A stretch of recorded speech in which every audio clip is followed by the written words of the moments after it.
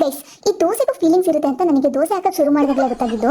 ಯಾಕಂದ್ರೆ ನಾನು ಒಬ್ಬಳೇ ಇರ್ಬೇಕಾದ್ರೆ ನನಗೆ ಹಾಕೊಂಡು ತಿನ್ಬೇಕಾದ್ರೆ ಏನ್ ಸಖತ್ತಾಗಿ ನೀಟಾಗಿ ರೌಂಡ್ ಆಗಿ ಪೇಪರ್ ತರ ಗರಿಗರಿಯಾಗಿ ಒಳ್ಳೆ ಹೋಟೆಲ್ ಮೆನ್ಯೂಲಿ ಫೋಟೋಲ್ ಇರೋ ತರ ತೆಳ್ಳಗ್ ಬರುತ್ತೆ. ಅದೇ ನಮ್ಮ ಅತ್ತೆ ಮಾವನೋ ನಮ್ಮ ಅಪ್ಪ ಅಮ್ಮನೋ ಅಥವಾ ಯಾರಾದ್ರೂ ಬೇರೆಯವ್ರು ಬಂದವ್ರೆ ಅಂತ ಗೊತ್ತಾದ ತಕ್ಷಣ ದೋಸೆದು ಪರ್ಸನಾಲಿಟಿನೇ ಚೇಂಜ್ ಆಗ್ಬಿಡುತ್ತೆ. ಬೇರೆಯವ್ರಿಗೆ ಹಾಕೊಡ್ಬೇಕು ಅಂದಾಗ ಅದ್ಯಾಕೆ ಅವಾಗಲೇ ಹಾಳಾಗೋಗುತ್ತೆ. ಅದೇ ಹಿಟ್ಟು, ಅದೇ ಕಾಗ್ಲಿ, ಅದೇ ಸ್ಟವ್, ಅದೇ ಗ್ಯಾಸ್, ಅದೇ ನಾನು.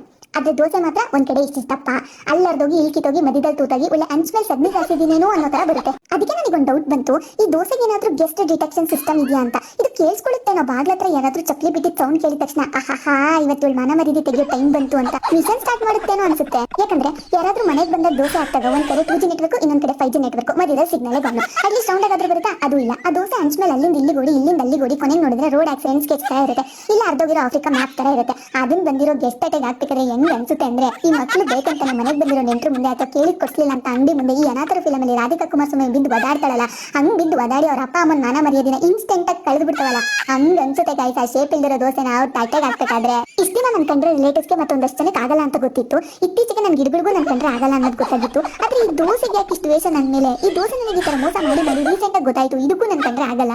ಮತ್ ಬಂದವ್ರ ಮುಂದೆ ನನಗೆ ಅವಮಾನ ಮಾಡೋದೇ ಅದ್ರದ್ದು ಜನ್ಮಸಿದ್ಧ ಹಕ್ಕು ಅನ್ಕೊಂಡಿದ್ದೆ ಅನ್ನೋದು ಗೊತ್ತಿರ್ಲಿಲ್ಲ ಗೈಸ್.